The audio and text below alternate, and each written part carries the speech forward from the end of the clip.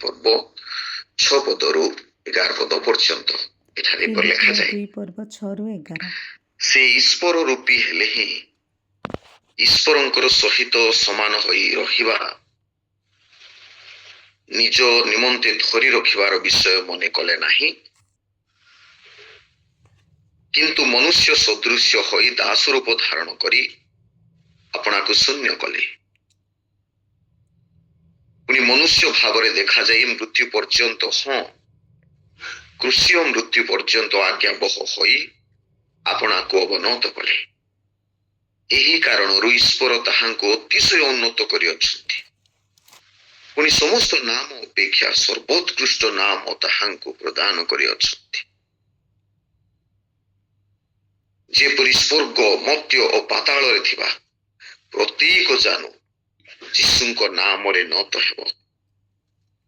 ପୁଣି ପିତା ଈଶ୍ୱରଙ୍କ ଗୌରବ ନିମନ୍ତେ ପ୍ରତ୍ୟେକ ଜିହ୍ବା ଯୀଶୁ ଖ୍ରୀଷ୍ଟ ପ୍ରଭୁ ବୋଲି ସ୍ୱୀକାର କରିବ। ଈଶ୍ୱରଙ୍କର ପବିତ୍ର ଜୀବନ୍ତ ବାକ୍ୟର ସକଳ ଆଶୀର୍ବାଦ, ଅନୁଗ୍ରହ, ଦୟା ପ୍ରଭୁ ଆମ ପ୍ରତ୍ୟେକଙ୍କ ପ୍ରତି ସଦା ସର୍ବଦା ଦାନ କରନ୍ତୁ। ଆସନ୍ତୁ ଆମ୍ଭେମାନେ ବାକ୍ୟ ମଧ୍ୟକୁ ଯିବା ପୂର୍ବରୁ ଆମର ଦେହ, ମନ, ପ୍ରାଣ, ଆତ୍ମାକୁ ଈଶ୍ୱରଙ୍କ ଚରଣ ତଳେ ସମର୍ପିତ କରିବା ଏବଂ ଅଳ୍ପ ସମୟ ପ୍ରାର୍ଥନା କରିବା। ଆସନ୍ତୁ ଆମ୍ଭେମାନେ ପ୍ରାର୍ଥନା କରିବା। ହେ ଆମ୍ଭମାନଙ୍କର ସୃଷ୍ଟିକର୍ତ୍ତା, ବାକ୍ୟ ରୂପୀ ମଙ୍ଗଳମୟ ସୈନ୍ୟାଧିପତି ସଦା ପ୍ରଭୁ, ତୁମରି ପ୍ରଶଂସା, ଧନ୍ୟବାଦ ଓ ଗୌରବ ଯୁଗେ ଯୁଗେ ହଉ। ସମସ୍ତଙ୍କର ସେହି ହୃଦୟକୁ ତୁମରି ପବିତ୍ର ବାକ୍ୟ ଶୁଣିବା ନିମନ୍ତେ ପ୍ରସ୍ତୁତ କର ଏବଂ ତୁମରି ପବିତ୍ର ବାକ୍ୟ ଶୁଣି 100 ଗୁଣ, 60 ଗୁଣ, 30 ଗୁଣ ଫଳ ଫଳି এই ଜଗତରେ ଖ୍ରୀଷ୍ଟଙ୍କର ସାକ୍ଷୀ ସ୍ୱରୂପ ହୋଇ ଜୀବନ ଅତିବାହିତ କରିବୁ। ଏଥି ନିମନ୍ତେ ପ୍ରଭୁ ତୁମରି ସ୍ୱର୍ଗୀୟ ଆଶୀର୍ବାଦ ପ୍ରଦାନ କର। ଧନ୍ୟବାଦ, ପ୍ରଶଂସା, ଗୌରବ, ସମ୍ଭ୍ରମ ତୁମକୁ ଦେଇ ପ୍ରାର୍ଥନା ଆମ୍ଭମାନଙ୍କର ପରିତ୍ରାଣଦାତା ପ୍ରିୟ ପ୍ରଭୁ ଯୀଶୁଙ୍କ ନାମରେ ଉତ୍ସର୍ଗ କରୁ। ଆମେନ୍। ସ୍ଥିତ ପ୍ରଭୁଙ୍କର ଦାସ ଏବଂ ଦାସୀଗଣ, ସର୍ବପ୍ରଥମେ ସର୍ବଶକ୍ତିମାନ ମହାନ ପରମେଶ୍ୱରଙ୍କର ପବିତ୍ର ନାମର ଧନ୍ୟବାଦ ଓ ପ୍ରଶଂସା, ଗୌରବ, ସମ୍ଭ୍ରମ ଯୁଗେ ଯୁଗେ ହଉ। ଯେହେତୁ ଈଶ୍ୱର ତାଙ୍କରି ସେହି ଅସୀମ ପ୍ରେମ, ପ୍ରଗାଢ଼ ପ୍ରେମକୁ ଆମ ପ୍ରତ୍ୟେକଙ୍କ ଜୀବନରେ ସେ ପ୍ରକାଶ କରି ଏ ପ୍ରାତଃକାଳୀନ ସମୟରେ ତାଙ୍କରି ପବିତ୍ର ବାକ୍ୟର କିଛି ଅଂଶକୁ ଆଲୋଚନା କରିବା ନିମନ୍ତେ ଏବଂ ତହିଁରୁ ଶିକ୍ଷା ଲାଭ କରିବା ନିମନ୍ତେ ଈଶ୍ୱର ଆମମାନଙ୍କୁ ଏକ ପବିତ୍ର ସମୟ ଦେଇଅଛନ୍ତି। ଆମ୍ଭେମାନେ ଦୁଃଖକାଳୀନ ସମୟର ଧର୍ମ ସପ୍ତାହ ମଧ୍ୟରେ ପ୍ରବେଶ କଲୁ ଏବଂ ଏହି ସପ୍ତାହର ପବିତ୍ରତାକୁ, ଧାର୍ମିକତାକୁ ଆମମାନେ ସମସ୍ତେ ହୃଦୟରେ ହୃଦୟଙ୍ଗମ କରିପାରୁଛେ ଏବଂ ଏହି ସପ୍ତାହ ମଧ୍ୟରେ ରବିବାର ଦିନ ଆମେ ପାମ୍ ସଣ୍ଡେ ବା ଖଜୁରୀ ବାହୁଙ୍ଗା ପର୍ବ ପାଳନ କଲୁ। ପ୍ରଭୁ ଯୀଶୁ ଖ୍ରୀଷ୍ଟ ସେ ଜେରୁସାଲେମରେ ପ୍ରବେଶ କଲେ ଏବଂ ଜେରୁସାଲେମ ନିବାସୀ ପ୍ରତ୍ୟେକ ଯୀଶୁଙ୍କୁ ଖଜୁରୀ ବାହୁଙ୍ଗାର ସହିତ ସ୍ୱାଗତ କଲେ। ଯୀଶୁଙ୍କୁ ନିଜର ଲୁଗା ପିଞ୍ଛାଇ ଦେଇ ସ୍ୱାଗତ କଲେ। କିନ୍ତୁ ଯୀଶୁ ଯେଉଁ କେଉଁ ଉଦ୍ଦେଶ୍ୟରେ ସେ ଜେରୁସାଲେମରେ ଶେଷ ଯାତ୍ରା କରନ୍ତି ସମସ୍ତେ ଅଜ୍ଞାତ ଥିଲେ। ପ୍ରିୟ ମଣ୍ଡଳୀ, ଦ୍ୱିତୀୟରେ ସୋମବାର ଦିନ ଯୀଶୁ ସେ ଜେରୁସାଲେମକୁ ମନ୍ଦିରକୁ ପ୍ରବେଶ କଲେ ଓ ସେ ମନ୍ଦିର ମଧ୍ୟରେ ରହିଥିବା ଯେଉଁ ବାଣିଜ୍ୟ ବ୍ୟବସାୟ ଥିଲା ସେ ବାଣିଜ୍ୟ ବ୍ୟବସାୟକୁ ପ୍ରଭୁ ଉଲଟ ପାଲଟ କରିଦେଲେ। କ୍ଲିନ୍ସ ଦ ଟେମ୍ପଲ,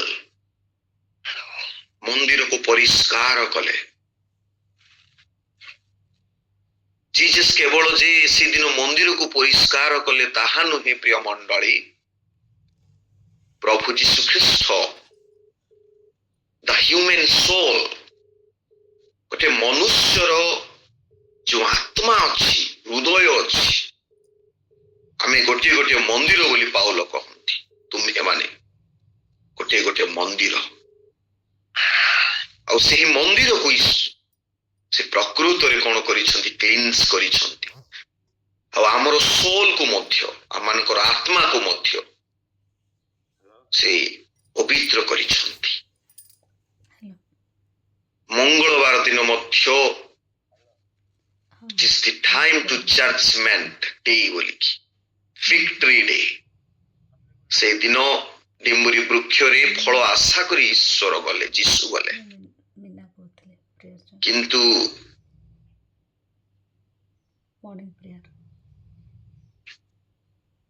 କିଛି ପାଇଲେ ନାହିଁ।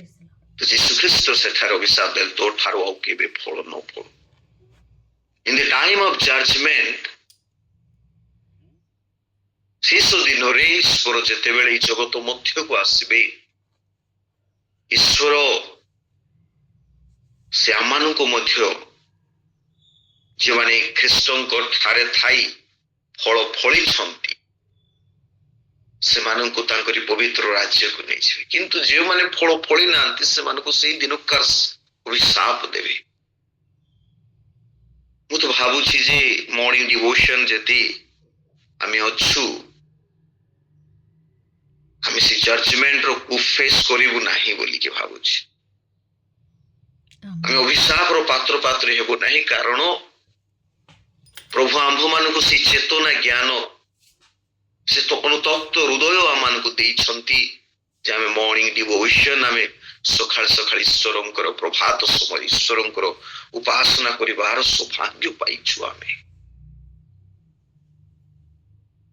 ମର୍ଣ୍ଣିଂ ଡିଭୋସନର ସମସ୍ତଙ୍କୁ ମଧ୍ୟ ପୁଣି ଥରେ ମୁଁ ଧନ୍ୟବାଦ ଦିଏ। ଏତେ ପ୍ରାତଃକାଳୀନ ସମୟରେ ପ୍ରସ୍ତୁତ ହୋଇ ପ୍ରଭୁଙ୍କର ସାନ୍ନିଧ୍ୟ ମଧ୍ୟରେ ଆମେ ମାନେ ରହୁଛୁ। And this kind of congregation, ଏ ପ୍ରକାର କଂଗ୍ରିଗେସନକୁ ଈଶ୍ୱର how can we live and how can we forget? ଈଶ୍ୱର କେମିତି ପାଶରି ଯିବେ ସେଇ ଦିନରେ? ଆମେ ଯଦି ମର୍ଣ୍ଣିଂ ଡିଭୋସନ ପାଶରୁ ନାହୁଁ, ତେବେ ଈଶ୍ୱର କେମିତି ପାଶରି ଯିବେ ସେଇ ଜଜମେଣ୍ଟ ଡେରେ? କିନ୍ତୁ ଯେଉଁମାନେ ମଧ୍ୟ ଫଳ ଫଳି ନଥିବେ ପ୍ରିୟ ମଣ୍ଡଳୀ, ସେମାନଙ୍କୁ ମୁଁ କହିବାକୁ ଚାହେଁ, you have to make fruit, ଫଳ ଫଳିବାକୁ ପଡ଼ିବ। ଈଶ୍ୱର ସେ ଆମ ଠାରୁ, ଆମ ଜୀବନ ଠାରୁ ସେ ଫଳ ଆଶା କରନ୍ତି। ଆଉ ସେଇ ଦିନ ମଧ୍ୟ ଆମେ କହିପାରିବା ଯେ ସେଇ ଦିନ ମଧ୍ୟ ମରିୟମ ସେ ଯୀଶୁଙ୍କର, ସେ ସିମୋନ କୁଷ୍ଠିଙ୍କର ଯେତେବେଳେ ଯୀଶୁ କହିଲେ, ଯୀଶୁଙ୍କର ପାଦ ମସ୍ତକରେ ସେ ତୈଳ, ବହୁମୂଲ୍ୟ ଜଟା ମାଂସ ତୈଳ, ଯାହାକି ଇସ୍କାରିୟତ ଯିହୁଦା କହନ୍ତି 150 ଟଙ୍କାର ଥିଲା। ମାନେ ମୁଁ ତ ମାନେ 5 ପଇସା ବିଷୟରେ ଟିକେ ଜାଣିଛି, ଅଣା ବିଷୟରେ ମୁଁ ଜାଣିନି, ଅଣା ବିଷୟରେ ମୋର ଆଇଡିଆ ନାହିଁ। କିନ୍ତୁ ସେଇ ଦିନର 150 ଟଙ୍କା, ମାନେ ମୁଁ ଭାବୁଛି ଯେ ବହୁମୂଲ୍ୟ ସେଟା। ସେଠି ଲେଖାଯାଏ ସେଥିପାଇଁ ବହୁମୂଲ୍ୟ ତୈଳ ଯୀଶୁ ଖ୍ରୀଷ୍ଟଙ୍କର ପାଦ ତଳେ ସେ ଅର୍ପଣ କଲେ। ବୁଧବାର ଦିନ ଯୀଶୁ ଖ୍ରୀଷ୍ଟଙ୍କର ପାଦ ତଳେ ସେ ଅର୍ପଣ କଲା। ପ୍ରିୟ ମଣ୍ଡଳୀ, ସେତିକି ନୁହେଁ, କିନ୍ତୁ ସେହି ଦିନ ମଧ୍ୟ ଇସ୍କାରିୟତ ଯିହୁଦାର ହୃଦୟରେ, ମନରେ ଯୀଶୁ ଖ୍ରୀଷ୍ଟଙ୍କୁ ଶତ୍ରୁ ହସ୍ତରେ ସମର୍ପଣ କରିବା ନିମନ୍ତେ ମଧ୍ୟ ସେ ବାଞ୍ଛା କରିଥିଲା। ସବୁଠୁ ବେଶୀ ଡେଞ୍ଜର ମାନେ ସିନ୍ ହଉଛି ଦ ହିଡେନ୍ ସିନ୍, ଲୁକାୟିତ ସିନ୍ ଭିତରେ ପାପକୁ ଆମେ ଲୁକାୟିତ କରିବାର ଯୋଉ ସିନ୍ ଅଛି ସେଟା ବହୁତ ଡେଞ୍ଜର ସିନ୍। ସେଟା ଗଡ୍ ଜାଣିଛନ୍ତି ଯେ ପ୍ରକୃତରେ ଯୀଶୁ ଜାଣିଥିଲେ ଯେ ଏ ହୃଦୟରେ ମତେ ଶତ୍ରୁ ହସ୍ତରେ ସମର୍ପଣ କରିବାର ସ୍ଥିରୀକରଣ ନେଲାଣି, ବାଞ୍ଛା କଲାଣି ବୋଲି ଜାଣିଛନ୍ତି, କିନ୍ତୁ ଗଡ୍ ସେତେବେଳେ ପର୍ଯ୍ୟନ୍ତ କହିଲେ ନାହିଁ କିଛି ଯେ ତମର ମନରେ ସେମିତି ଭାବୁଛ ବୋଲିକି। କିନ୍ତୁ ଯାହା ଗଡ୍ ଇଜ ସାଇଲେଣ୍ଟ, କାରଣ ସେ ଈଶ୍ୱର ଆମମାନଙ୍କୁ ପ୍ରତ୍ୟେକ ସମୟରେ ଆମେ ନିଜେ ଯେ କନଫେସ୍ କରିବୁ ନିଜର ପାପ ପାଇଁ, ନିଜ ହୃଦୟରେ ଭରି ରହିଥିବା ପାପ ପାଇଁ, ଈଶ୍ୱରଙ୍କ ବିରୁଦ୍ଧରେ ଯେତେ ଆମେ ପାପ କରିଛୁ ତାହା ଆମେ ଯେ ଈଶ୍ୱରଙ୍କ ନିକଟରେ କ୍ଷମା ପାଇଁ ପ୍ରାର୍ଥନା କରିବୁ, ସେଟା ଈଶ୍ୱର ସବୁବେଳେ ଚାହାନ୍ତି।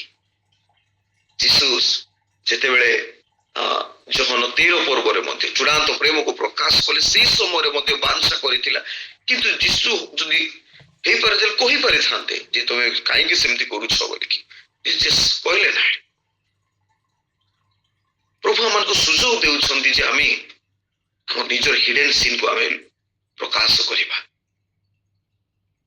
କିନ୍ତୁ ସେଇଦିନ ସେ ହିଡେନ୍ ସିନ୍ କୁ ପ୍ରକାଶ କଲେ ନାହିଁ, ମାତ୍ର ପ୍ରକାଶ କଲେ ପିତର ଈଶ୍ୱରଙ୍କୁ 3 ଥର ସ୍ୱୀକାର କଲେ ଆଉ କହିଲେ ପ୍ରଭୁ ମୁଁ ପାପୀ, ମତେ କ୍ଷମା। ପ୍ରଭୁ ତାଙ୍କୁ କ୍ଷମା ଦେଲେ, ମାତ୍ର ଏ ଆଙ୍କୁ ସେ ପ୍ରକାଶ କଲେ ନାହିଁ କି ଅନୁତାପ କଲେ ନାହିଁ, କିନ୍ତୁ ସେ ସେହି ଗଛ ମୂଳରେ ଯାଇ ଆପଣଙ୍କୁ ସେ ଝୁଲେଇ ଦେଲେ, ହତ୍ୟା କଲେ। Hidden scene is very danger scene. Spy witness day ବୋଲି କୁହାଯାଏ ସେଥିପାଇଁ, ସ୍ପାଇ ୱିଟନେସ୍ ଡେ। ଥର୍ସଡେ ଧର୍ମ ଗୁରୁବାର ଆମେ ଜାଣିଛୁ ଏକ ନୂତନ ନିୟମ ଈଶ୍ୱର ସେ ସ୍ଥାପନ କଲେ। ମୁଁ ଯେପରି ତୁମମାନଙ୍କୁ ପ୍ରେମ କରିଛି ତୁମାନେ ମଧ୍ୟ ସେହିପରି ପ୍ରେମ କର, ଏବଂ ସେହି ନୂତନ ନିୟମ ଖ୍ରୀଷ୍ଟଙ୍କର ରକ୍ତ ଏବଂ ଖ୍ରୀଷ୍ଟଙ୍କ ଶରୀରରେ ତାହା ସ୍ଥାପିତ। ଆପଣମାନେ ସମସ୍ତେ ଜାଣନ୍ତି good Friday the God is done a marvelous work. ଈଶ୍ୱର ଏକ ମହାନ କାର୍ଯ୍ୟ ସାଧନ କରିଛନ୍ତି କୃଷ ମଧ୍ୟରେ। ପ୍ରିୟ ମଣ୍ଡଳୀ, এই ଶନିବାର ଦିନକୁ ମଧ୍ୟ କୁହାଯାଏ ଇଟ୍ ଇଜ ଦ ସାଇଲେଣ୍ଟ ଡେ ବୋଲି ମଧ୍ୟ, ଏବଂ ରବିବାର ଦିନକୁ ଆମେ କହିପାରିବା ଇଟ୍ ଇଜ ଦ ରିଜରେକ୍ସନ ଡେ। ପ୍ରିୟ ମଣ୍ଡଳୀ, ଯୋଉ ଶୁକ୍ରବାରର ଯୋଉ ଦ ପ୍ୟାସନ୍ ଅଫ ଖ୍ରାଇଷ୍ଟ, ଖ୍ରୀଷ୍ଟଙ୍କର ସେଇ ଦୁଃଖ ଭୋଗ, ଖ୍ରୀଷ୍ଟଙ୍କର ଯନ୍ତ୍ରଣା କୃଷ ମଧ୍ୟରେ, ତାହା ମାନେ ଅକଳ୍ପନା, ଅବର୍ଣ୍ଣନୀୟ। সেই সময় ମାନଙ୍କର ବିଶେଷ କରି ମାନେ ରୋମ ସାମ୍ରାଜ୍ୟର ସମୟରେ ଯେ କ୍ରସ୍ ଗୋଟେ ଇନଭେଣ୍ଟ ହେଲା କି ଏମର୍ଜ ହେଲା, ବାହାରିଲା, ପ୍ରାରମ୍ଭ ହେଲା, ପ୍ରଚଳନ ହେଲା, ତାହା ନାହିଁ। କିନ୍ତୁ କୃଷର ଆରମ୍ଭ ବିଶେଷ କରି ଏନସିଏଣ୍ଟ ମେସୋପୋଟାମିଆ ଏବଂ ଇଜିପ୍ଟରୁ ଆରମ୍ଭ ହେଇଥିଲା। ଆଜି ମୋର ଟପିକ ହେଉଛି ଦି କ୍ରସ୍ ଅଫ ଖ୍ରାଇଷ୍ଟ। ଏନସିଏଣ୍ଟ ମେସୋପୋଟାମିଆ ଏବଂ ଇଜିପ୍ଟରୁ ତାହା ଆରମ୍ଭ ହେଲା। ବିଶେଷତଃ କ୍ରସ୍କୁ ସେମାନେ ଗୋଟେ ଅଥରିଟି ସହିତ, ଗୋଟେ ଜୀବନ ଲାଇଫ ସହିତ ଗୋଟେ ସିମ୍ବଲାଇଜ କରୁଥିଲେ ସେମାନେ। କ୍ରସ୍ର ଚିହ୍ନର ଅର୍ଥ ହେଉଛି ଯେ ଅଥରିଟି, କ୍ଷମତା ଏବଂ ଜୀବନ ଅଟେ, ଏବଂ କ୍ରସ୍କୁ ସେମାନେ ହାତରେ ଧରିକି ରହୁଥିଲେ, ଆଉ ବିଶେଷ କରି ସୂର୍ଯ୍ୟ ଦେବତାର ଯାଜକ ଗଣ ତାହାକୁ ଧରୁଥିଲେ। ଏବଂ ପରବର୍ତ୍ତୀ ସମୟ ତାଙ୍କର କ୍ରସ୍ ଥିଲା, ମାନେ ଆପଣ ମାନେ ଗୁଗଲରେ ଚେକ୍ କଲେ ବି ଆପଣ ପାଇପାରିବେ ମେସୋପୋଟାମିଆ ମାନଙ୍କର କ୍ରସ୍ କେମିତି ଥିଲା। ତ ସହିତ ପରବର୍ତ୍ତୀ ସମୟରେ ପର୍ସିଆନ ତାହାକୁ ବାହାର କଲା। ପର୍ସିଆନ ଠାରୁ ରୋମାନ ସାମ୍ରାଜ୍ୟର ଲୋକମାନେ ତାହାକୁ ବାହାର କଲେ। ରୋମାନ ସାମ୍ରାଜ୍ୟର ଲୋକମାନେ ବିଶେଷ କରି ଜଣେ କ୍ରିମିନାଲ୍ସକୁ ଗୋଟେ ଟର୍ଚର ବା ଯନ୍ତ୍ରଣାଦାୟକ ଅସ୍ତ୍ର ଭାବେ ତାକୁ ବ୍ୟବହାର କଲେ, ଗୋଟେ ଟର୍ଚର କରି ଜଣକୁ ମାରିବା ପାଇଁ। ଆରେ ସେ ସମୟରେ ବିଶେଷ କରି ସବୁ ପ୍ରକାର କୃଷ ଆମେ ଦେଖିବାକୁ ପାଉ। ଫାର୍ଷ୍ଟ କୃଷ ହେଉଛି cross simplex, single upright stake, single vertical pole. ଗୋଟେ ଆକା ଥିଲା ସେଇଟା, ଗୋଟେ ପୋଲ ଭଳିଆ ସେମାନେ ରଖୁଥିଲେ। ଆରେ ଲୋକମାନଙ୍କୁ ଯେଉଁମାନେ କ୍ରିମିନାଲ୍ସ ମାନେ ଥିଲେ ସେମାନଙ୍କୁ ଟାଇଡ କରିକି ସେମାନେ ମାରୁଥିଲେ, ପୁରା ବାନ୍ଧିକି ମାରୁଥିଲେ, ଏବଂ ନେଇଲରେ ମଧ୍ୟ, ମେଖରେ ମଧ୍ୟ ସେମାନଙ୍କୁ ମାରୁଥିଲେ।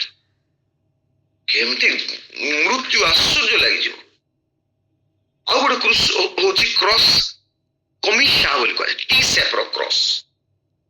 ସେଣ୍ଟ ଆଣ୍ଟୋନିସ୍ର ମୃତ୍ୟୁ ହୋଇଥିଲା ସେଇ କ୍ରସରେ।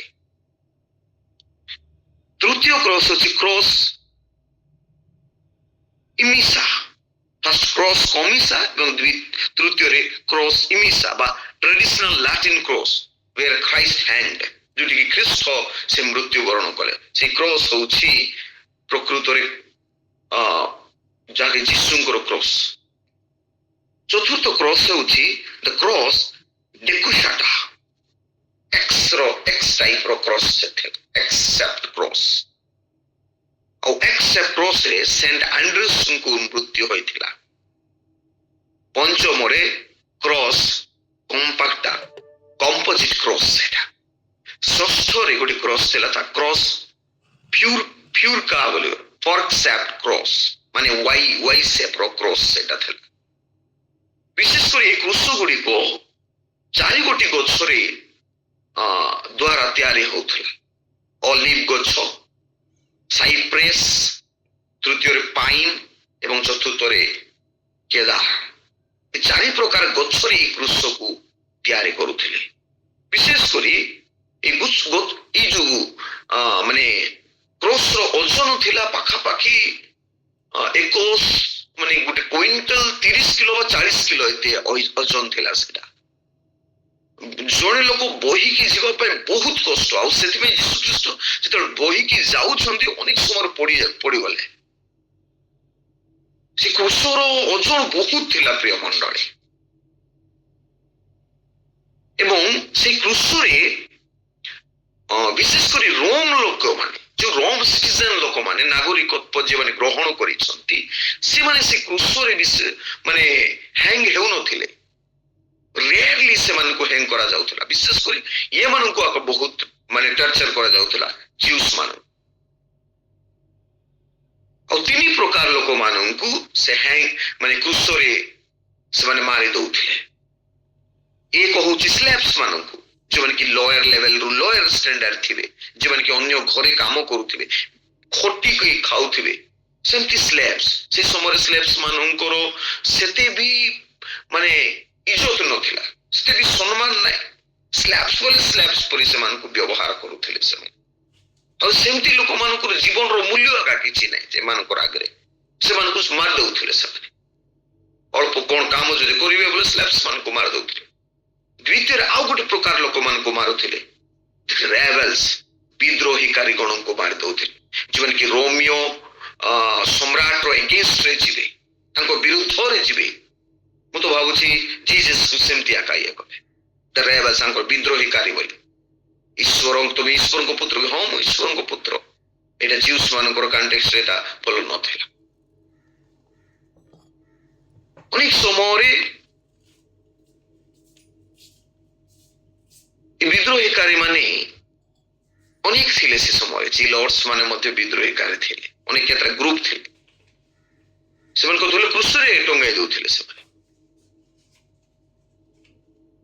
ପ୍ରିୟ ମଣ୍ଡଳୀ, ଆଉ ପ୍ରକାର ଲୋକମାନଙ୍କୁ ମଧ୍ୟ ମାରୁଥିଲେ। ତା ହଉଛି କ୍ରିମିନାଲ୍ସ, ଚୋର, ଡକାୟତ, ଅପରାଧ, ପାପୀ, ବେବିଚାରୀ, ତାଙ୍କୁ ମାରି ଦଉଥିଲେ ସେମାନେ।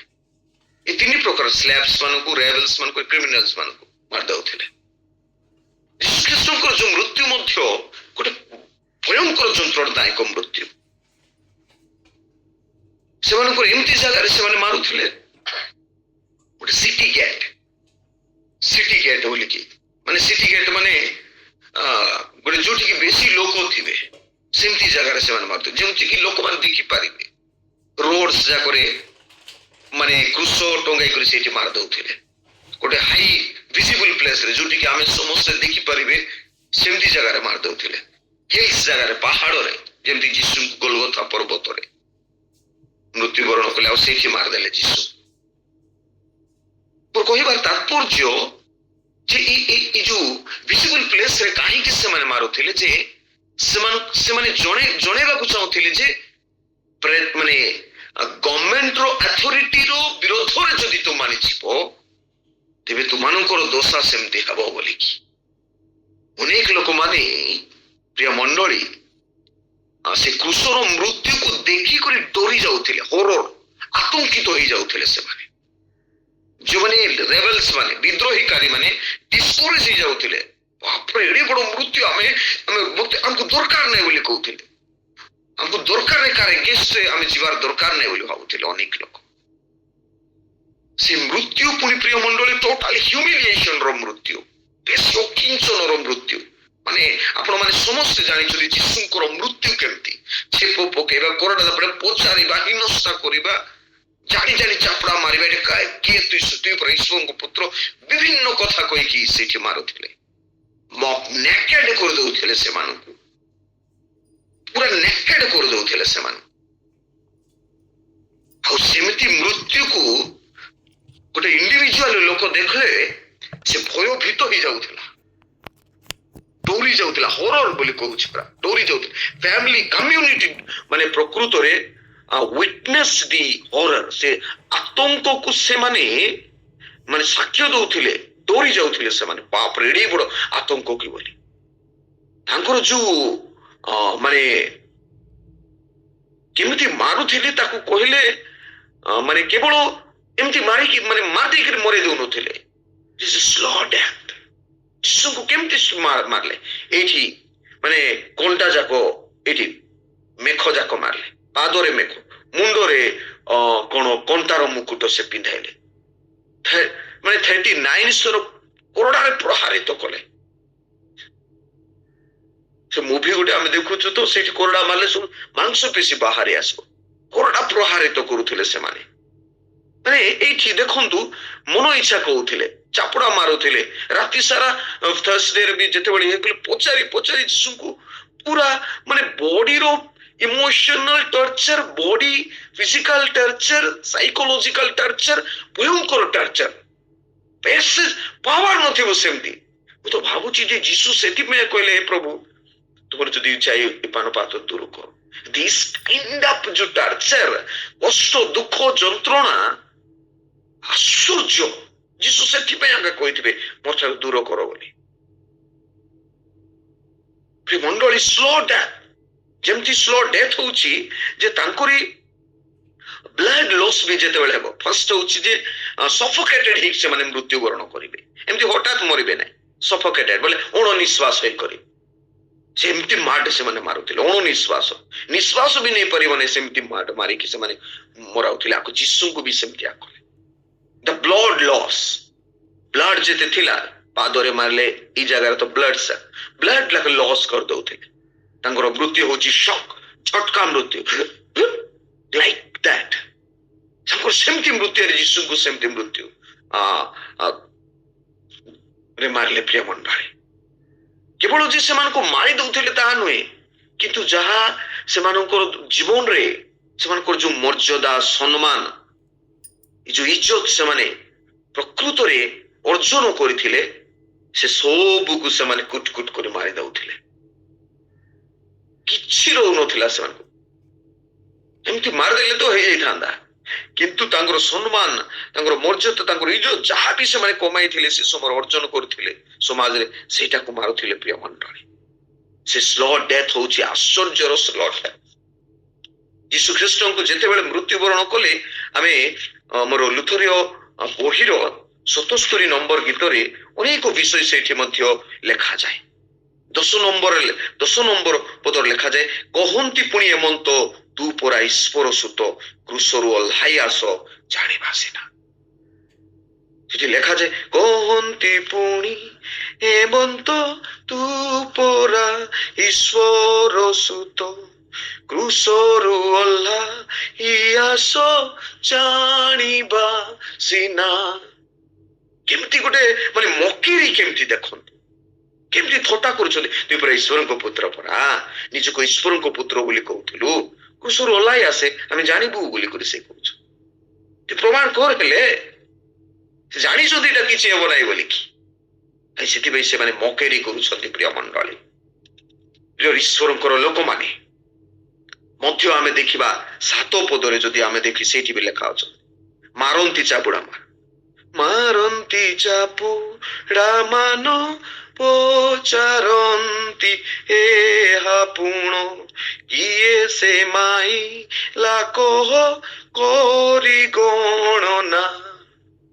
হায় খ্রিস্ট যন্ত্রণা নুহে করি বর্ণনা অনুক্ষণে নকর ଭାବନା।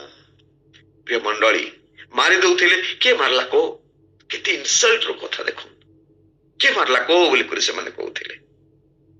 ପ୍ରିୟ ମଣ୍ଡଳୀ, ଯୀଶୁଙ୍କୁ ବି ଯେମିତି ଟର୍ଚର କରିଛନ୍ତି, ଦ ବିୟୋଣ୍ଡ ଦ ଇମାଜିନେସନ, ଆମର ଭାବନା ଚିନ୍ତାର ବାହାରେ। ପ୍ରିୟ ମଣ୍ଡଳୀ, ସେ ମୃତ୍ୟୁକୁ ଗୋଟେ ସାମ୍ଫୁଲ ଡେଥ ବୋଲି କୁହାଯାଉଥିଲା। ସାମ୍ଫୁଲ ଡେଥ। ସେ କ୍ରୁଶକୁ ଦେଖିଲେ ଲୋକମାନେ ହରର ହେଇଯାଉଥିଲେ, ଆତଙ୍କିତ, ଡରି ଯାଉଥିଲେ। ପ୍ରିୟ ମଣ୍ଡଳୀ, କେଡ଼େ ବଡ଼ କ୍ରୁଶର ସେ କଥା। କିନ୍ତୁ ପ୍ରିୟ ମଣ୍ଡଳୀ, ମୁଁ କହିବାକୁ ଚାହେଁ, ଦି ସାମ୍ଫୁଲ course become a glorious face of God. Hallelujah.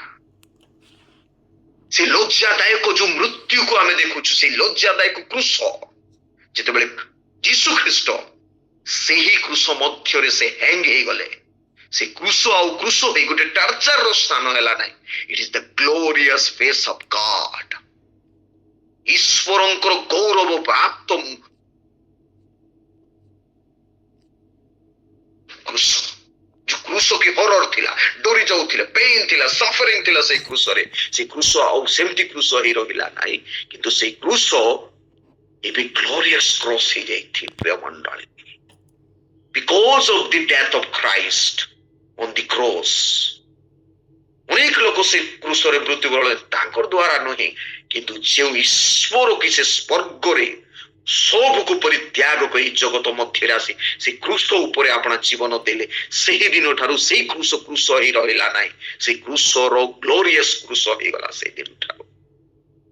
ପ୍ରିୟ ମଣ୍ଡଳୀ, ମୁଁ କହିବାକୁ ଚାହେଁ ଆଜି ଆପଣ ମାନଙ୍କ ସମ୍ମୁଖରେ ଯେ ସେଇ କ୍ରୁଶ ଯିଶାୟ 53 ପର୍ବ 4 ପଦରେ ଯେତେବେଳେ ଯୀଶୁ ସେଇଠି ଆମ୍ଭ ମାନଙ୍କର ପାପ ଅପରାଧ ନିମନ୍ତେ ସେ କ୍ରୁଶାର୍ପିତ ହେଲେ, ଆମମାନଙ୍କର ପାପ ଏବଂ ଅପରାଧ ନିମନ୍ତେ କ୍ରୁଶାର୍ପିତ ହେଲେ।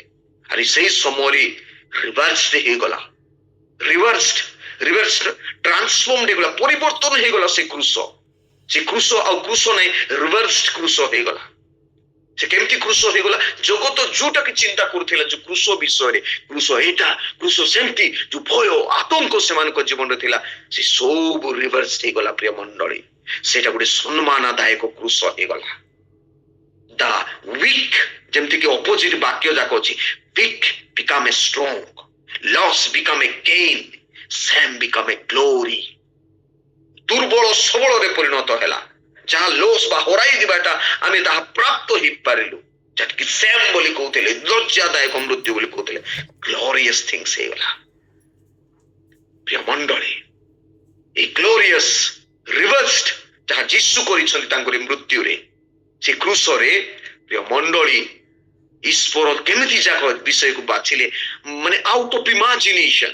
ଯୋଉ କ୍ରୁଶକୁ ବାଛି ହେବ ନାହିଁ ସେମିତି, ଯୋଉ କ୍ରୁଶରେ ଏଡେ ବଡ ପରିତ୍ରାଣ କାର୍ଯ୍ୟ ଈଶ୍ୱର ସାଧନ କରିଛନ୍ତି, ସେ କ୍ରୁଶକୁ ଜଗତର ଲୋକମାନେ ମାନେ ଗୋଟେ ମାନେ ଅନ୍ୟ ଭାବୁଥିଲେ, ମାତ୍ର ଈଶ୍ୱର ସେ ଛୋଟ ଛୋଟ ମାନେ ଗୋଟେ ହୀନସ୍ତାଦାୟକ ସ୍ଥାନରେ, ଏକ ଅପମାନଦାୟକ ତୁଚ୍ଛଦାୟକ ସାମ୍ଫୁଲ ଡେଥରେ ଈଶ୍ୱରଙ୍କର ଗ୍ଲୋରିୟସ୍ ୱାର୍କ ଯାକ, ମାର୍ଭେଲିୟସ୍ ୱାର୍କ ଯାକ ସେ ସାଧନ କରିଛନ୍ତି। ପ୍ରିୟ ମଣ୍ଡଳୀ, ମୁଁ ସେଥିପାଇଁ କହିବାକୁ ଚାହେଁ ଯେ ଗାଁରେ ସବୁବେଳେ ବଡ ଜାଗାରେ ବଡ କାମ କରିବେ ନାହିଁ। ପ୍ରିୟ ମଣ୍ଡଳୀ, ଛୋଟ ଛୋଟ ଜାଗାରେ ଏଡେ ବଡ କାମ ସେ କରିପାରିବେ। ଯେମିତିକି ସେଇଦିନ ମଧ୍ୟ ମୁଁ ସ୍ମଲ ଉଦାହରଣ ପାଇଁ ନାମାନ ମଧ୍ୟ ସେ କହୁଥିଲା, ଆରେ ମୁଁ ଜର୍ଦ୍ଦନରେ ମୁଁ କାହିଁକି ମାନେ ବୁଡିବି 7 ଥର, ଏତେ ଗେନ୍ଧିଆ ବେଳେ ଗୋଳିଆ ପାଣିରେ ମୁଁ କାହିଁକି ବୁଡିବି? କଣ ନାହିଁ କି ଆମର ଦେଶରେ ଏତେ ସୁନ୍ଦର ପାଣି ଯାକ ଅଛି, ଭଲ ପାଣି ଯାକ, ସଫା ପାଣି ଯାକ ଅଛି, ତାଠୁ ଏଇଟା ଗୋଟେ କଣ ଭଲ କି ବୋଲି କରି ସେ କହୁ, ଯୋଉଠିକି ଗେନ୍ଧିଆ ଜାଗା ବୋଲି ଭାବୁଥିଲା। ଆରେ ସେଇ ଜାଗାରେ ନାମାନ ଯାଇକି ସେ ସୁସ୍ଥତା ପ୍ରାପ୍ତ ହେଇଥିଲା। ଅନେକ ସମୟରେ ଅନେକ ବିଷୟକୁ ଆମେ ହେଉ ଜ୍ଞାନ କରୁଥିବୁ, ଏଇଟା ଗୋଟେ ହେଇପାରିବ କି, ସେଟା ଗୋଟେ ହେଇପାରିବ କି ବୋଲି, ଯାହାକି ଆମମାନଙ୍କ ଜୀବନ ମାନେ ଆମର ଦୃଷ୍ଟିରେ ଅସମ୍ଭବ ବୋଲି ଭାବୁଥିବୁ, ଗୋଟେ ୱାର୍ଲଡର ଦୃଷ୍ଟିରେ ତାକୁ ଗୋଟେ ଭିନ୍ନ ଆକାର ଦିଅନ୍ତି, କିନ୍ତୁ ଈଶ୍ୱର ତୋଇ ଦ୍ୱାରା ସେ ଏକ ମହାନ କାର୍ଯ୍ୟକୁ ସେ ସାଧନ କରନ୍ତି। ଯେମିତିକି ଲାଇକ୍ ଦି ଡେଭିଡ ମଧ୍ୟ ଗୋଟିଏ ଛେଳିଆ, ଗୋଟେ ସେଫାର୍ଡ, ଗୋଟେ ମେଷପାଳକ, ଗୋଟେ ତାର କଣ କେପାବିଲିଟି ଅଛି, ଏଡେ ବଡ ଇସ୍ରାଏଲର ରାଜା ହେବ, ଗାର୍ଡ ସେ କରିଛନ୍ତି ପ୍ରିୟ ମଣ୍ଡଳୀ।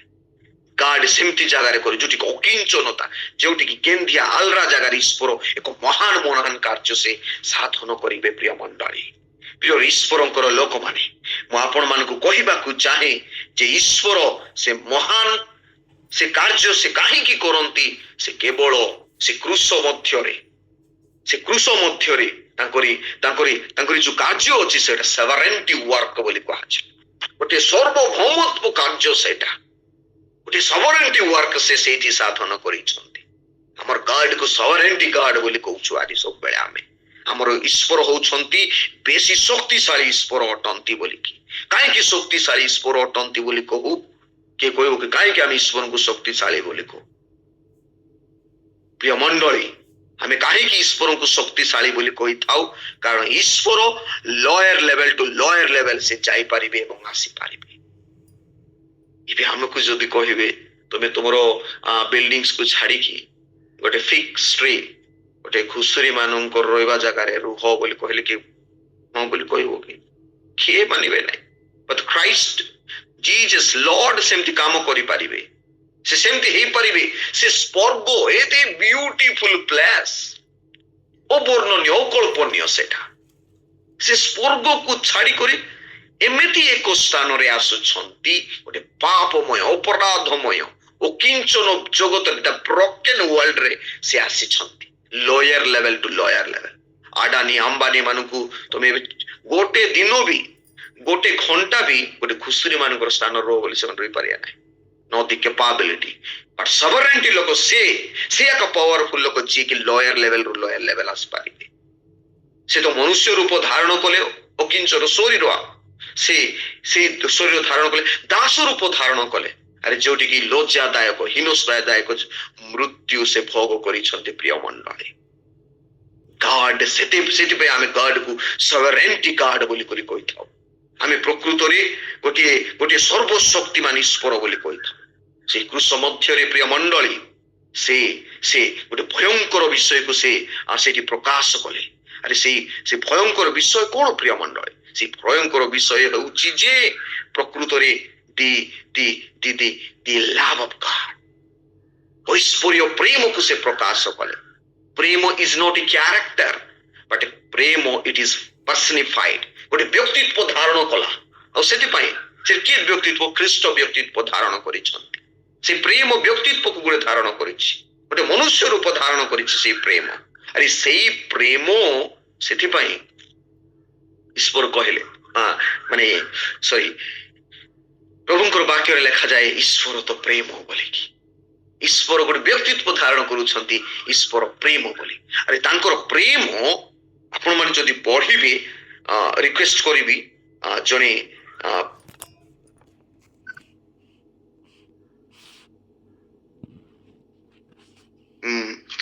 ପଢିଲେ ଭଲ ହେବ ବୋଧେ।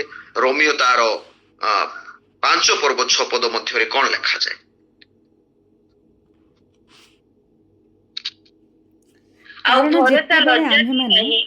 କାରଣ ଆମ୍ଭମାନଙ୍କୁ ପ୍ରଦତ୍ତ ପବିତ୍ର ଆତ୍ମାଙ୍କ ଦ୍ୱାରା ଆମ୍ଭମାନଙ୍କ ହୃଦୟରେ ଈଶ୍ୱରଙ୍କ ପ୍ରେମ ପରିବ୍ୟାପ୍ତ ହୋଇଅଛି। କାରଣ ଯେତେବେଳେ ଆମ୍ଭେମାନେ ନିରୁପାୟ ଥିଲୁ, ସେତେବେଳେ ଖ୍ରୀଷ୍ଟ ଉପଯୁକ୍ତ ସମୟରେ ଅଧାର୍ମିକ ମାନଙ୍କ ନିମନ୍ତେ ମୃତ୍ୟୁ ଭୋଗ କଲେ। ଏଇଠି ଆମେ କେତେ ବିଷୟ ଦେଖିପାରିବା ଖ୍ରାଇଷ୍ଟ ଲଭ୍ କେମିତି ପ୍ରକାଶିତ ହେଇଛି। ଯେ ଯେତେବେଳେ ଆମ୍ଭେମାନେ ଦୁର୍ବଳ ଥିଲୁ, ସାହସ ନଥିଲା, ୱିକ୍ ଥିଲୁ, ଗାର୍ଡ ସେତେବେଳେ ଆମମାନଙ୍କ ପାଇଁ ମୃତ୍ୟୁବରଣ କଲେ। ଯେତେବେଳେ ଆମେମାନେ ଈଶ୍ୱରଙ୍କ ଦୃଷ୍ଟିରେ ପାପୀ ଥିଲୁ, ସେତେବେଳେ ଖ୍ରୀଷ୍ଟଙ୍କ ନିମନ୍ତେ ସେ ମୃତ୍ୟୁ ଭୋଗ କଲେ। ଯେତେବେଳେ ଆମେ ଈଶ୍ୱରଙ୍କ ଦୃଷ୍ଟିରେ ଅଧାର୍ମିକ ଥିଲୁ, ସେତେବେଳେ ଖ୍ରୀଷ୍ଟ ଆମମାନଙ୍କ ନିମନ୍ତେ ମୃତ୍ୟୁ ଭୋଗ କଲେ। ମଣ୍ଡଳୀ, ସେ ପ୍ରେମକୁ ଆମେମାନେ କେବେ ମଧ୍ୟ ବର୍ଣ୍ଣନା କଳ୍ପନା କରିପାରିବା ନାହିଁ। ଦୈର୍ଘ୍ୟ ପ୍ରସ୍ଥ ଉଚ୍ଚତାକୁ ପରିମାପ କରିପାରିବ। But Christ revealed the love of God on the cross. କୃଷ ମଧ୍ୟରେ ଖ୍ରୀଷ୍ଟ ତାଙ୍କରି ସେଇ ଅସୀମ ପ୍ରେମକୁ ସେ ପ୍ରକାଶ କରିଛନ୍ତି ପ୍ରିୟ ମଣ୍ଡଳୀ। ସେଇ ପ୍ରେମ ମନୁଷ୍ୟର ଜ୍ଞାନ, ବୁଦ୍ଧି, ବଳ, ଶକ୍ତିର ବାହାରେ ଅଟେ। ସେଇ ପ୍ରେମ, ଆରେ ସେଇ ପ୍ରେମ କଣ? ଯେ a life taking cross become a life-giving cross. ସେ ପ୍ରେମ ଏମିତି ଏକ ପ୍ରେମ ଯେ ଗୋଟେ ଜୀବନଦାୟକ ଯୋଉ କୃଷକୁ ସେ ଏମିତି ରିଭର୍ସ କରିଦଉଛନ୍ତି ଜୀବନ ଏଇଟା ହଉଛି କଣ ଆଉ ଐଶ୍ୱର୍ଯ୍ୟ ପ୍ରେମ ପ୍ରିୟ ମଣ୍ଡଳୀ, ଈଶ୍ୱରଙ୍କର ସେଇ ପ୍ରଗାଢ଼ ଏବଂ ଅସୀମ ପ୍ରେମ। ଦ୍ୱିତୀୟରେ ମଧ୍ୟ ଆଉ ଗୋଟେ କୃଷ ଆମେ ମାନେ ଜାଣିପାରିବା, ସେଇ କୃଷ ହେଉଛି ଦି କ୍ରସ୍ ଅଫ ଏକ୍ସପିରିଏନ୍ସ ର କୃଷ। ସେଇ କୃଷରେ ଆମେ କେଡ଼େ ବିଷୟ ଆମେ ଜାଣିପାରିବା, ସେଇଠି ରିକନସାଇଲ ହେଲା ନାଇକି, ପୁନର୍ମିଳନ କଲେ, ଈଶ୍ୱରଙ୍କର ପ୍ରେମକୁ ପ୍ରକାଶ କଲେ, ଈଶ୍ୱରଙ୍କର ଅନୁଗ୍ରହକୁ ସେ ପ୍ରକାଶ କଲେ, ଏବଂ ସେଇ କୃଷକୁ ଆଜି ଆମେ ମାନେ କଣ କରିବା ଉଚିତ, ଦି କ୍ରସ୍ ଅଫ ଏକ୍ସପିରିଏନ୍ସ ର କୃଷକୁ ଆମେ ଧାରଣ କରିବାର ଅଛି। ସେଥିପାଇଁ ଅନେକ ସମୟରେ ମୁଁ ଆପଣମାନଙ୍କୁ କହିଥିବି ଦ ରୁଡଲ୍ଫ ବୋଲ୍ଟମ୍ୟାନ ବୋଲି, ଦି ଏକ୍ଜିଷ୍ଟେନ୍ସିଆଲିଜମ ମାନେ ଏକ୍ସପିରିଏନ୍ସିଂ ଖ୍ରାଇଷ୍ଟ। ସେ କହନ୍ତି your Christ is not my Christ and my Christ is not your Christ. Your Christ is your Christ, my Christ is my Christ. ଖ୍ରାଇଷ୍ଟ କୁ ଆମର ଲିମିଟେଡ ଜ୍ଞାନ ବୁଦ୍ଧିରେ କି ଆମର ପାଖରେ ଏକା ଧରି ରଖିବା ନାହିଁ। ହଁ ମେ ବି ଖ୍ରୀଷ୍ଟ ମୋର ବୋଲି କହିପାରିବା, କିନ୍ତୁ ଖ୍ରୀଷ୍ଟ କେବଳ ମୋହର ବୋଲି ଆମେ କେବେ କହିପାରିବା ନାହିଁ। କାରଣ ଖ୍ରୀଷ୍ଟ ଯେତେବେଳେ ରିଜରେକ୍ସନ ହେଇଛନ୍ତି ସେ ସମସ୍ତଙ୍କର ଖ୍ରୀଷ୍ଟ ଅଟନ୍ତି, ସେ ପୁନରୁତ୍ଥିତ ଖ୍ରୀଷ୍ଟ ଅଟନ୍ତି, ସେଇ ଜଗତର ସୃଷ୍ଟିକର୍ତ୍ତା, ସର୍ବ ବ୍ରହ୍ମାଣ୍ଡର ସୃଷ୍ଟିକର୍ତ୍ତା। ଆଉ ସେଇ ଈଶ୍ୱରଙ୍କୁ ଆମର ସୀମିତ ଜ୍ଞାନ ସୀମିତ ନଲେଜରେ ଆମେ ବୁଝିପାରିବା ନାହିଁ ପ୍ରିୟ ମଣ୍ଡଳୀ। ପ୍ରିୟ ଈଶ୍ୱରଙ୍କ ଲୋକ ସେଇଦିନ ମଧ୍ୟ ସେ ମଗ୍ଦଲିନୀ ମରିୟମ ସେ କାନ୍ଦି କାନ୍ଦି ସେ ଯୀଶୁଙ୍କୁ କିଏ ନେଇଯାଇଛ ବୋଲି ସେ କହୁଥିଲେ। ଯୀଶୁ ଯେତେବେଳେ ତାଙ୍କଠୁ ପ୍ରକାଶିତ ହେଲେ ସେ କହୁଛି ଯୀଶୁଙ୍କୁ ଧରିବା ନିମନ୍ତେ ସେ ଚେଷ୍ଟା କରୁଛି, କିନ୍ତୁ ଯୀଶୁ କହିଲେ ମତେ ଧରି ରଖ ନାହିଁ ମରିୟମ ବୋଲି କହିଲେ। ଅର୍ଥାତ ତୁମେ ଯୋଉ ଯୀଶୁଙ୍କୁ ତୁମେ ଜାଣିଥିଲ ସେଇ ଯୀଶୁ ମୁଁ ନୁହେଁ, but I M beyond your imagination. ମୁଁ ସେଇ ଯୀଶୁ ନୁହେଁ କି ମତେ ସେଥିପାଇଁ ତମ ସୀମିତ ଚିନ୍ତାଧାରାରେ ମତେ ଧରି ରଖିପାରିବ ନାହିଁ ବୋଲି ସେ କହିଲେ। ଆଜି ମୁଁ କହିବାକୁ ଚାହେଁ ଆପଣ ପ୍ରତ୍ୟେକଙ୍କୁ ସେ ଖ୍ରୀଷ୍ଟ ସେ କେମିତି ଖ୍ରୀଷ୍ଟ ଅଟନ୍ତି, ଯାହାକି ଗାଲାତୀୟ 2:20 ଯଦି ଆମେ ଦେଖୁ ସେଠି ଲେଖାଯାଏ, ଜଣେ ଯଦି ଅଛି ପଢି ଦିଅନ୍ତୁ, ବାହାର କଲେ ପଢି ଦିଅନ୍ତୁ। 20:2 ଲେଖାଯାଏ, ମୁଁ ଖ୍ରୀଷ୍ଟଙ୍କ ସହିତ କ୍ରୁଶରେ ହତ ହୋଇଅଛି, ମୁଁ ଆଉ ଜୀବିତ ନୁହେଁ, ମାତ୍ର ଖ୍ରୀଷ୍ଟ ମୋ ଠାରେ ଜୀବିତ ଅଟନ୍ତି। କେତେ ଭୟଙ୍କର ଷ୍ଟେଟମେଣ୍ଟ ଗୋଟେ ପାଉଲ ସେ ଦିଅନ୍ତି ସେଠି। ମୁଁ ୟାର ଜୀବିତ ନାହିଁ, ମୁଁ ଆଉ ଜୀବିତ ନୁହେଁ, ମୁଁ ଖ୍ରୀଷ୍ଟଙ୍କର ସହିତ କ୍ରୁଶରେ କ୍ରୁଶାର୍ପିତ ହେଇଛି। ମୁଁ ଲିଟରାଲି କଥା ମୁଁ କହୁନାହିଁ, ଖ୍ରୀଷ୍ଟଙ୍କ ସହିତ କ୍ରୁଶରେ କ୍ରୁଶାର୍ପିତ ହେବାର ଅର୍ଥ ହେଉଛି ଦି ଏକ୍ସପିରିଏନ୍ସିଂ କ୍ରସରେ ଯେ ଆଜି ବି ଆମେ ଆମମାନଙ୍କର ଜୀବନ ରହିଥିବା ଗର୍ବ ଦମ୍ଭ ଅଭିମାନ ଯାହା ରହିଛି ପ୍ରିୟ ମଣ୍ଡଳୀ, ସେ କୃଷ ମଧ୍ୟରେ ଆମମାନଙ୍କୁ ଟଙ୍ଗାଇ ଦେବାକୁ ପଡିବ। ଆଉ ସେଥିପାଇଁ ଆମର ଭିତରେ ଯେତେ ଅଛି ସବୁକୁ ସେଇଠି ନେଇଯିବାକୁ ପଡିବ। ଜାଗତିକ କ୍ୟାରେକ୍ଟର ସ୍ୱଭାବ ଯାହା ବି ଅଛି ସେ ସବୁକୁ କୃଷରେ ଆମେ ଝୁଲେଇ ଦେବାକୁ ପଡିବ। ଏବଂ କେମିତି କୃଷକୁ ଧାରଣ କରି ସେ କୃଷକୁ ସେଇଠି କରିକି ଖ୍ରୀଷ୍ଟ ଆମମାନଙ୍କ ଠାରେ ଜୀବିତ ହେବାକୁ ପଡିବ, ଏକ୍ସପିରିଏନ୍ସ କରିବାକୁ ପଡିବ ସେଇ ଖ୍ରୀଷ୍ଟଙ୍କୁ। ମୁଁ ନୁହେଁ, ମାତ୍ର ଖ୍ରୀଷ୍ଟ ମୋ ଦ୍ୱାରା ଏ ଜଗତରେ ସେ ବଞ୍ଚିବେ। ଆମେ ତ ସବୁବେଳେ ଉଲ୍ଟା କାମ କରିଛୁ, ଉଲ୍ଟା ନାଇକି ଉଲ୍ଟା ଖ୍ରୀଷ୍ଟଙ୍କୁ ମରାଇକି ଆମେ ବଞ୍ଚିବା ବାଟ ଭିଡିଥିବୁ। ଆମର ଚିନ୍ତାଧାରା ଆମର ମାନେ ଆଇଡିଓଲୋଜି ସେମିତି, ଅନେକ ଲୋକ ସେମିତିଆ କାମ କରୁଛନ୍ତି ଖ୍ରୀଷ୍ଟିଆନ ନାମକୁ ମାତ୍ର। ସେମାନେ କଣ ଖ୍ରୀଷ୍ଟଙ୍କୁ ଜୀବନରେ ମରେଇ ଦେଇଥିବେ, ଗର୍ବ ଦମ୍ଭ ଅଭିମାନକୁ ଧରି ଦେଇଥିବେ, ଆହୁରି ଭାବୁଥିବେ ଯେ ଖ୍ରୀଷ୍ଟ ମୋ ସହିତ ଅଛନ୍ତି। ମେ ବି ଗର୍ବର ଖ୍ରୀଷ୍ଟ ଅଭିମାନର ଖ୍ରୀଷ୍ଟ ସେଟା ହେଇଥିବ, ମାତ୍ର ଖ୍ରୀଷ୍ଟ ସେମିତି ଜାଗାରେ ନାହିଁ, ଯୋଉଠିକି ହମ୍ବଲନେସ ଯୋଉଠିକି ରାଇଚିୟସନେସ ସେମିତି ଜାଗାରେ ଗାଡ ସେ ତାଙ୍କର ପବିତ୍ର ଉପସ୍ଥିତି ଦିଅନ୍ତି। ସେଥିପାଇଁ ମୁଁ କହୁଛି ଯେ ଆଜି ଆମେ ନିଜେ ମୃତ୍ୟୁବରଣ କରି ଖ୍ରୀଷ୍ଟଙ୍କୁ ଆମେ ଆମର ଜୀବନ ଦ୍ୱାରା ପ୍ରକାଶିତ କରିବାର ଅଛି। ମଧ୍ୟ କୁହାଯାଏ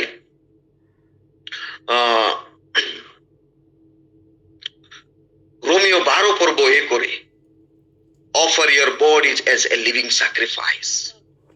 ତମର ଯେଉଁ ଶରୀର ଅଛି ତାକୁ ଜୀବନ୍ତ living sacrifice, ଏକ ଜୀବନ୍ତ ମାନେ ବଳି ସଦୃଶ୍ୟ ତାକୁ ଆମେ କଣ କରିବାର ଅଛି, ବ୍ୟବହାର କରିବାର ଅଛି। ଈଶ୍ୱରଙ୍କର ସୁଗ୍ରାହ୍ୟ ହେବା ବଳି ସଦୃଶ୍ୟ ଈଶ୍ୱରଙ୍କ ପାଇଁ ଆମେ ବ୍ୟବହାର କରିବାର ଅଛି। ତତ୍ ସହିତ ମଧ୍ୟ ଥେସଲୋନିକୀୟ 3:5 ଯେ Christ dying himself ବୋଲି କରି to put to death whatever belongs to your earthly nature, ଯାହା ମଧ୍ୟ ଏଇ ଯୋଉ ଆମର ଏ ପୃଥିବୀସ୍ଥ ପ୍ରକୃତି ସ୍ୱଭାବ ଅଛି ତାହାକୁ ଆମେ ମାନେ ପ୍ରକୃତରେ ମାରିଦେବାକୁ ପଡିବ, ମୃତ୍ୟୁ ଭୋଗ କରିବାକୁ ପଡିବ। ତେବେ ଖ୍ରୀଷ୍ଟ ପ୍ରକାଶିତ ହେବେ। ମଧ୍ୟ କୁହାଯାଏ ବିଶେଷ କରି ମାଥ୍ୟୁ 16 ପର୍ବ 25 ପଦରେ, whoever wants to save their life will lose it, ଯେଉଁମାନେ ଏଇ ଜଗତରେ ରହିକି କଣ କରିବେ, ନିଜର ଜୀବନକୁ ବଞ୍ଚାଇବାକୁ ଚେଷ୍ଟା କରି ସେମାନେ ହରାଇବେ, ମାତ୍ର ଯେ ହରାଇବାକୁ ମାନେ ହରାଇବେ ସେମାନେ ପ୍ରକୃତରେ ବଞ୍ଚାଇବେ ବୋଲି କୁହାଯାଏ। ପ୍ରିୟ ମଣ୍ଡଳୀ, ଈଶ୍ୱରଙ୍କର ଲୋକମାନେ ଆଜି ତ ସିମ୍ପଲ ଜିନିଷ, ଆଜି ତ ଗ୍ଲୋରିୟସ୍ ଆମେ କ୍ରସ୍ କୁ ଧାରଣ କରୁଛୁ, ବାଳକ ମାନେ ଆମେ ଷ୍ଟୋଲାରେ ମଧ୍ୟ ସେଇ ମାନେ କ୍ରସ୍ ରହିଛି, କେତେ ସିମ୍ପଲ କ୍ରସ୍ କେମିତି ଗ୍ଲୋରିୟସ୍ ହେଇଗଲାଣି। ବିଶପ ସାର୍ସ ମାନେ ପିନ୍ଧନ୍ତି, ମେଟ୍ରୋପଲିଟିଆନ୍ସ ମାନେ ପିନ୍ଧନ୍ତି ସେ କୃଷକୁ ନେଇକି। ଆଜି କୃଷକୁ ଦେଖିଲେ ଚର୍ଚ୍ଚର ପୁରା ଶିଖରରେ ରଖିଥିବେ, ସମସ୍ତେ ଯାଇକି ବାଇକ୍ ହଉ ଗାଡି ହଉ ସବୁରେ କଲେ ତାଙ୍କୁ ଆମେ କେତେ ସମ୍ମାନ ଆଦର ଦେଉଛୁ ସେ କ୍ରସ୍ କୁ। ପ୍ରିୟ ମଣ୍ଡଳୀ, ସେ କ୍ରସ୍ ର ଷ୍ଟାଣ୍ଡାର୍ଡ ଏବେ ପରିବର୍ତ୍ତନ ହେଇଗଲାଣି ଖ୍ରୀଷ୍ଟରେ ଉପସ୍ଥିତ ମଣ୍ଡଳୀ। ତେଣୁ ମୁଁ ତୁମମାନଙ୍କୁ କହିବାକୁ ଚାହେଁ, ଆମର ଜୀବନରେ ଥିବା ଯୋଉ ଏକ୍ସପିରିଏନ୍ସ କ୍ରସ୍ ଅଛି ସେଇଟା ହଉଛି ଆମର ଜୀବନ ପାଇଁ ସବୁଠୁ ବଡ ବିଷୟ। ଶେଷରେ ଅଳ୍ପ ବିଷୟ ମୁଁ କହିକି ସମାପନ କରିବି। ସେ କ୍ରସ୍ ହଉଛି ଇଟର୍ନାଲ କ୍ରସ୍, ଅନନ୍ତକାଳୀନ ସେଇ କୃଷ। ସେ କୃଷ ଯଦି ଆମେ ଦେଖିବା ଫିଲିପିଓ ତାର 2 ପର୍ବ 9 ପଦରୁ 11 ପଦ ମଧ୍ୟରେ ସେଠି ଲେଖାଯାଏ, ସେ ଇଟର୍ନାଲ କ୍ରସ୍ ରେ ଯୋଉ ଖ୍ରୀଷ୍ଟ ସେ ମୃତ୍ୟୁ ବରଣ କରିଛନ୍ତି, ସେ ଗୋଟେ ଖ୍ରୀଷ୍ଟ ରେନ୍ ଫର ଏଭର ଆମର ଜୀବନରେ ଆମର ଜୀବନର ମୃତ୍ୟୁ ପର୍ଯ୍ୟନ୍ତ ଆମମାନଙ୍କ ପାଖରେ ସେ ଶାସନ କରିବେ। ସେଥିପାଇଁ ଲେଖାଯାଏ ସେଇଠି ଲେଖାଯାଏ ପ୍ରିୟ ମଣ୍ଡଳୀ, ତାଙ୍କରି ନାମରେ ହିଁ ପରିତ୍ରାଣ ଅଛି ସ୍ୱର୍ଗ ମଧ୍ୟ ପାତାଳରେ। ସେଇ ଯୀଶୁ ଖ୍ରୀଷ୍ଟଙ୍କୁ ପ୍ରଭୁ ବୋଲି ସେମାନେ ସ୍ୱୀକାର କରିବେ, ତାଙ୍କର ଜାନ ଉନ୍ନତ ହେବ, ସେ ଈଶ୍ୱର ତାଙ୍କୁ ଉନ୍ନତ କରିଛନ୍ତି ବୋଲି କରି କୁହାଯାଏ। ମୁଁ ସେଥିପାଇଁ କହୁଛି ସ୍ପ୍ରିଙ୍ଗକୁ ଦେଖନ୍ତୁ, ସ୍ପ୍ରିଙ୍ଗକୁ ଯଦି ପୁରା ଏମିତି ଡୁବି ପାରିବା ଛାଡିଦେଲେ ପୁରା ଇଏ ହେଇଯିବ, ଠିକ ସେମିତି ଆଜ୍ଞା ଖ୍ରୀଷ୍ଟ ହେଇଗଲେ, ନାଇକି ପୁରା ଛୋଟ ହେଇଗଲେ, ତାପରେ ଆହୁରି ଯେମିତି ସେମିତି ତାଙ୍କର ପ୍ରି ଏକ୍ଜିଷ୍ଟେନ୍ସକୁ ସେ ଫେରିଗଲେ। ପ୍ରିୟ ମଣ୍ଡଳୀ, ମୁଁ କହିବାକୁ ଚାହେଁ ଆପଣମାନଙ୍କ ସମ୍ମୁଖରେ ଗଡ୍ ହେଉଛନ୍ତି ମାର୍ଭେଲିୟସ୍ ଗଡ୍। ସେ ଆମର ଜୀବନରେ ସେ ସଦା ସର୍ବଦା ସେ ଶାସନ କରିବାକୁ ସେ ଅଛନ୍ତି। ରେଭେଲେସନ ତାହାର ମାନେ 5 ପର୍ବ 12 ପଦ ମୁଁ ପଢିକି ସମାପନ କରିବାକୁ ଚାହେଁ। ସେଇଠି ମଧ୍ୟ ଈଶ୍ୱର କେମିତି ରାଜ୍ୟ କରୁଛନ୍ତି। 5 ପର୍ବ 12 ପଦରେ ସେମାନେ ଉଚ୍ଚ ସ୍ୱରରେ କହୁଥିଲେ, ପରାକ୍ରମ, ଧନ, ଜ୍ଞାନ, ଶକ୍ତି, ସମ୍ଭ୍ରମ, ଗୌରବ ଓ ପ୍ରଶଂସା ଗ୍ରହଣ କରିବାକୁ ହତ ହୋଇଥିବା ମେଷ ଶାବକ ହିଁ ଯୋଗ୍ୟ ଅଟନ୍ତି। କେହି ବି ଯୋଗ୍ୟ ନାହିଁ, ସବୁ ଯୋଗ୍ୟ ଈଶ୍ୱର ଅଟନ୍ତି, ପ୍ରଭୁ ଯୀଶୁ ଖ୍ରୀଷ୍ଟ ଅଟନ୍ତି। ଆରେ ସେ ଯୋଗ୍ୟ ଅଟନ୍ତି, ଆଉ ସେଇ ଜଗତରେ ସେ ଶାସନ କରିବେ ସେଇ ଲୋକମାନଙ୍କୁ ଯେଉଁମାନେ କି ପ୍ରକୃତରେ ତାଙ୍କର ଓଲ୍ଡ ସେଲ୍ଫକୁ ସେମାନେ ମାରି ଦେଇଛନ୍ତି। ପ୍ରଭୁ ଆମ ସମସ୍ତଙ୍କୁ ଆଶୀର୍ବାଦ କରନ୍ତୁ, ଅନୁଗ୍ରହ କରନ୍ତୁ, ଦୟା କରନ୍ତୁ। ଯୋଉ କୃଷ କି ଆମେ ଭାବୁଛୁ ସେଇ କୃଷ ଏବେ କୃଷ ନାହିଁ, ମାତ୍ର ସେଇ କୃଷ ଗୋଟେ ଗ୍ଲୋରିୟସ୍ କୃଷ ହେଇଯାଇଛି, ଟ୍ରାନ୍ସଫର୍ମିଂ ହେଇଯାଇଛି। ଆରେ କେବଳ ସେଟା ଖ୍ରୀଷ୍ଟଙ୍କର ଦ୍ୱାରା ହିଁ ତାହା ସାଧିତ ହେଲା। ପ୍ରିୟ ମଣ୍ଡଳୀ, ଆଜି ଆମମାନେ caring cross and following Jesus, ନିଜର କୃଷକୁ ବହନ କରି ଆମେ ଯୀଶୁଙ୍କୁ ଆମେ ଫଲୋ କରିବାର ଅଛି। The beauty of God's love in ugliness of cross, କୃଷର ଅଗ୍ଲିନେସ୍ ରେ ଈଶ୍ୱରଙ୍କର ପ୍ରେମର ସୁନ୍ଦରତାକୁ ଆମେ ମାନେ ଦେଖିପାରିବା। ପ୍ରିୟ ମଣ୍ଡଳୀ, ଆଜିର କ୍ରସ୍ ଆଜି ଆମମାନଙ୍କ ପାଇଁ ମାନେ ଗୋଟେ ଭିଜିବଲ କ୍ରସ୍ ଆମର ଆବଶ୍ୟକ ନାହିଁ। ସେଦିନ ଯୋଉ କୃଷକୁ ପିନ୍ଧୁଛନ୍ତି, ମାନେ ଯୋଉ କୃଷକୁ ଯୀଶୁ ବୋହି ଗଲେ, ସେଇ କୃଷ ସେ ପାରିଲେ ନାହିଁ, ଆଉ ସେ ପାଖରେ ଆଉ ଜଣେ ଥିଲେ ସିମନ ବୋଲି, ସେ ବୋଝକୁ ବୋହିଲେ ନାଇକି। ସେ ବେଶୀ କଷ୍ଟ ଆଜିକାଲି ଛୋଟ ଛୋଟ କ୍ରସ୍ ଯାକ ପିନ୍ଧିକିରି ଅଳେଇ ଦେଇକରି ଭୟଙ୍କର ଲୋକମାନେ ଇଏ ହଉଛନ୍ତି। ସେଇ କୃଷର ଆବଶ୍ୟକ ନାହିଁ, ତ ସେଇ କୃଷ ଯୋଉଠି ବୋଝ ରହିଥିବା କୃଷ, ସେଇ କୃଷକୁ ଆମେ ମାନେ ବହନ କରି ଆମମାନଙ୍କର ଖ୍ରୀଷ୍ଟ ଜୀବନକୁ ଆଗକୁ ବଢେଇଲେ। କ୍ଷମା ଚାହି ସମସ୍ତଙ୍କୁ, ବହୁତ ସମୟ ହେଇଗଲାଣି। ଈଶ୍ୱର ଆମ ପ୍ରତ୍ୟେକଙ୍କୁ ତାଙ୍କରି ପବିତ୍ର ବାକ୍ୟ ଦ୍ୱାରା ପ୍ରଚୁର ପରିମାଣରେ ଆଶୀର୍ବାଦ ଦାନ କରନ୍ତୁ।